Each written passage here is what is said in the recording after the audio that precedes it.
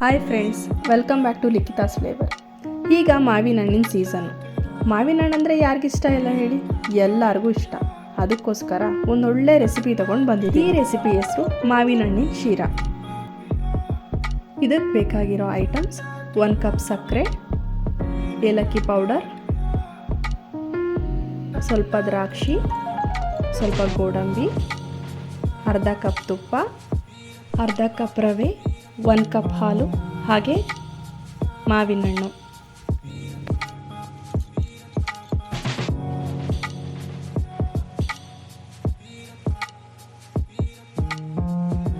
ಮೊದಲು ಮಾವಿನ ಹಣ್ಣನ್ನ ಒಂದು ಜಾರ್ಗೆ ಹಾಕ್ಕೊಂಡು ನೀಟಾಗಿ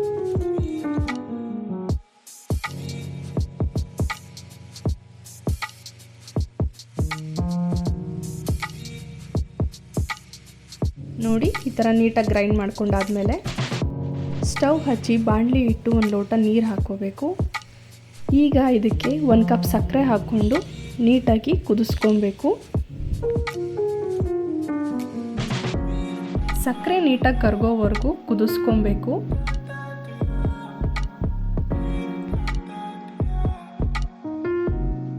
ಈಗ ಇದಕ್ಕೆ ಮಾವಿನ ಹಣ್ಣಿನ ಪ್ಯೂರಿ ಹಾಕ್ಕೊಂಡು ಚೆನ್ನಾಗಿ ಮಿಕ್ಸ್ ಮಾಡ್ಕೋಬೇಕು.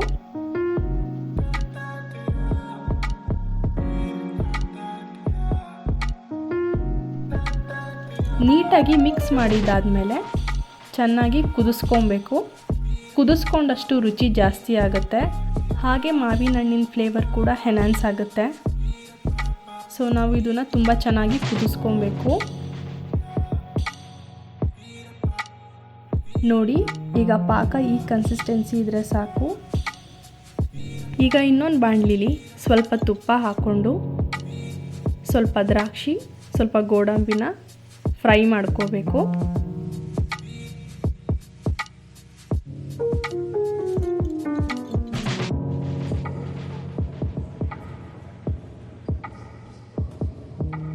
ಫ್ರೈ ಮಾಡ್ಕೊಂಡಿರೋ ದ್ರಾಕ್ಷಿ ಗೋಡಂಬಿನ ಸಪ್ರೇಟಾಗಿ ಎತ್ತಿಟ್ಕೊಂಡು ಅದೇ ಬಾಣಲೆಗೆ ರವೆ ಹಾಕ್ಕೊಂಡು ಹುರ್ಕೊಬೇಕು.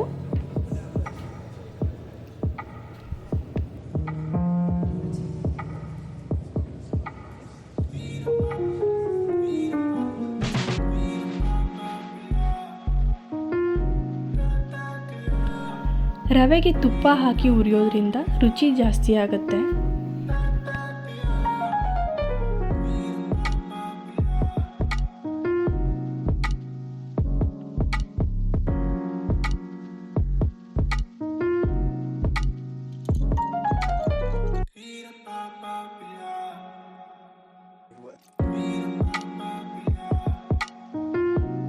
ರವೆನ 2 ನಿಮಿಷ ಹುರ್ಕೊಂಡ್ರೆ ಸಾಕು.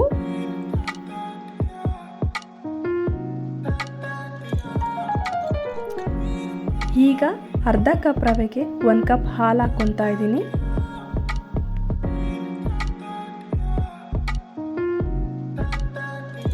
ಈಗ ರವೆನ ಹಾಲಿನಲ್ಲಿ ಚೆನ್ನಾಗಿ ಬೇಯಿಸ್ಕೋಬೇಕು.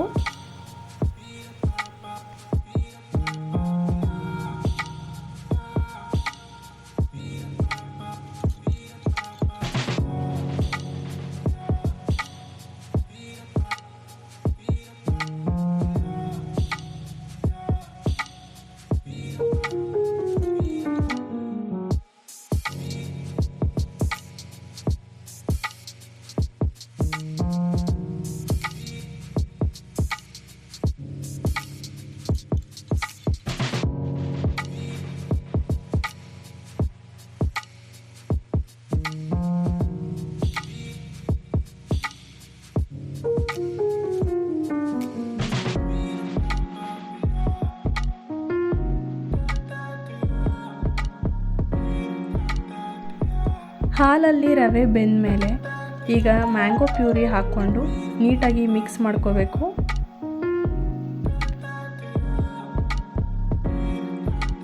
ನೋಡಿ, ನಾನಿಲ್ಲಿ ಹೇಗೆ ಕೈ ಆಡ್ತಾ ಇದ್ದೇನೋ ನೀವು ಅದೇ ರೀತಿ ಆಡಬೇಕು, ಇಲ್ಲ ಅಂತ ಅಂದರೆ ಸೀದೋಗುತ್ತೆ.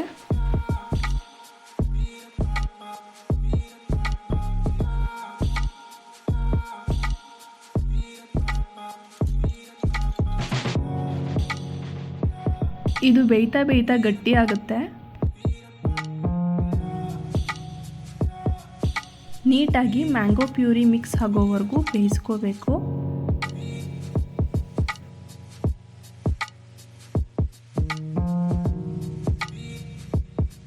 ನೋಡಿ, ಈಗ ಮ್ಯಾಂಗೋ ಶೀರಾ ರೆಡಿ ಆಗ್ತಾ ಇದೆ.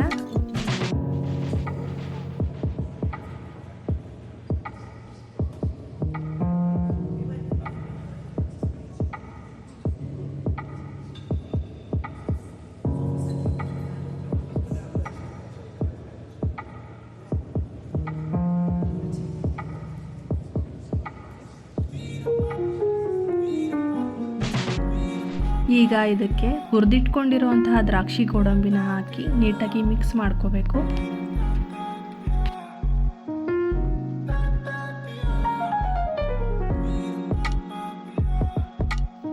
ಲಾಸ್ಟಲ್ಲಿ ಸ್ವಲ್ಪ ಏಲಕ್ಕಿ ಪುಡಿ ಹಾಕ್ಕೊಂಡು ಮಿಕ್ಸ್ ಮಾಡ್ಕೋಬೇಕು.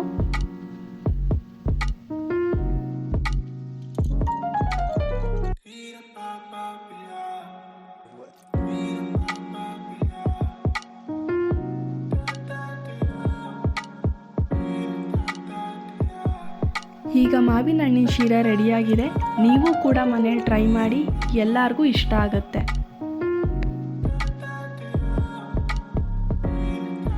ಈ ರೆಸಿಪಿ ಇಷ್ಟ ಆದರೆ ಲೈಕ್ ಮಾಡಿ, ಶೇರ್ ಮಾಡಿ ಹಾಗೂ ಸಬ್ಸ್ಕ್ರೈಬ್ ಮಾಡ್ಕೊಳ್ಳೋದನ್ನು ಮರಿಬೇಡಿ. ಮುಂದೆ ಇನ್ನೂ ಟೇಸ್ಟಿಯಾಗಿರೋ ರೆಸಿಪಿಗಳ ಜೊತೆ ನಿಮ್ಮನ್ನ ಮೀಟ್ ಮಾಡ್ತೀನಿ. Thank you for watching my videos.